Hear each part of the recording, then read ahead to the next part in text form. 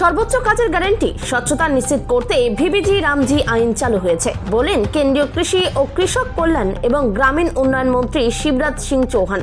বুধবার আগরতলার স্বামী বিবেকানন্দ ময়দানে বিকশিত ভারত ভিবিজি রামজি আইন 2025 প্রণয়ন উপলক্ষে জনপ্রতিনিধি সম্মেলন এবং বিভিন্ন গ্রামোন্নয়ন প্রকল্পের উদ্বোধন ও লাভার্থী সম্মাননা অনুষ্ঠানে বক্তব্য রাখতে গিয়ে কেন্দ্রীয় সরকারের কৃষি ও কৃষক কল্যাণ এবং গ্রামীণ উন্নয়ন মন্ত্রী শিবরাজ সিং চৌহান বলেন, গ্রামীণ ক্ষেত্রে উন্নয়ন নীতিকে কেন্দ্র করে এবং দুর্নীতি রোধ করার জন্য ভিবিজি রামজি আইন প্রবর্তন করা হয়েছে। ত্রিপুরা থেকে বিক্রম কর্মকারের report, big news Bangla. Check dam, stop dam, बोरी बंधान, अमृत सरोवर, तालाब, खेत तालाब और चाहे सड़कें, पुल पुलिया, स्कूल, आंगनबाड़ी भवन, गांव, खेत की सड़क, अलग अलग तरह की सैकड़ों का। और ये काम ग्राम सभा तय करेगी। ये दिल्ली से अगरतला से तय नहीं है।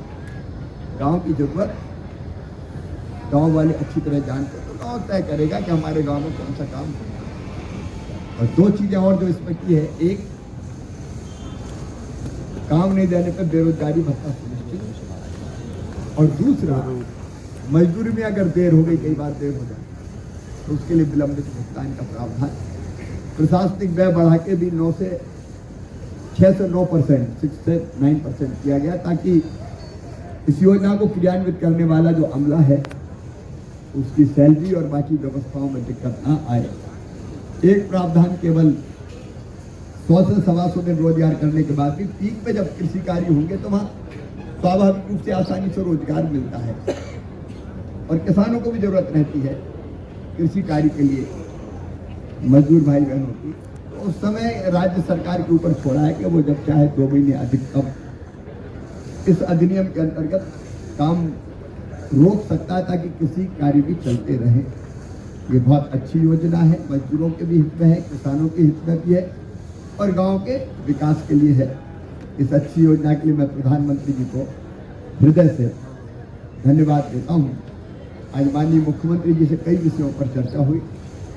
उनके नेतृत्व में त्रिपुरा प्रधानमंत्री जी के आशीर्वाद से बहुत तेजी से आगे बढ़ रहा है। मैं उनके विस्तार में नहीं जाता, लेकिन हमने तय किया है एग्रीकल्चर डिपार्टमेंट, ICR मतलब हमारे जो टॉप के साइंटिस्ट है, अनुसंधान की संस्था है, उसकी वैज्ञानिकों की एक टीम, कृषि विशेषज्ञों की एक टीम भेजेगा, जिसमें हमारे भारत सरकार के कृषि विभाग के अफसर भी शामिल रहेंगे और मुख्यमंत्री जी जो अफसर तय करेंगे वो सम्मिलित रहेंगे। यहाँ की मिट्टी, उसका परीक्षण, यहाँ की एग्रो क्लाइमेटिक कंडीशंस, यहाँ पानी और बाकी चीज़ें देख के त्रिपुरा की एग्रीकल्चर का रोड मैप और क्या हो, उस पर विचार विमर्श करके अपनी रिपोर्ट देगा और इस रिपोर्ट के आधार पर मुख्यमंत्री जी फिर उस रोड मैप को तय करेंगे। उस अवसर पर मैं भी आऊँगा, तो एक और सुनियोजित ढंग से किसानों की आमदनी बढ़ाने के लिए, क्योंकि यहाँ के फल अभी मैंने देखा, हमारा पाइनएप्पल का तो जवाब ही नहीं है। मैंने यहाँ आलू देखे अलग तरह के, यहाँ का नींबू अभी भी एक्सपोर्ट हो रहा, सुगंधित नींबू है यहाँ का।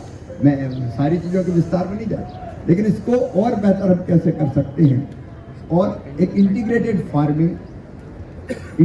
फार्मिंग का मतलब है छोटी जोत के किसान हैं हमारे, लैंड होल्डिंग काफ़ी कम है, तो वो कैसे ज़्यादा लाभ कमा पाए। तो केवल खेती नहीं, खेती के साथ साथ अभी एक एग्री बेस्ड एग्रीकल्चर का भी कॉन्सेप्ट है। जैसे अगर की बात है, चंदन की बात है,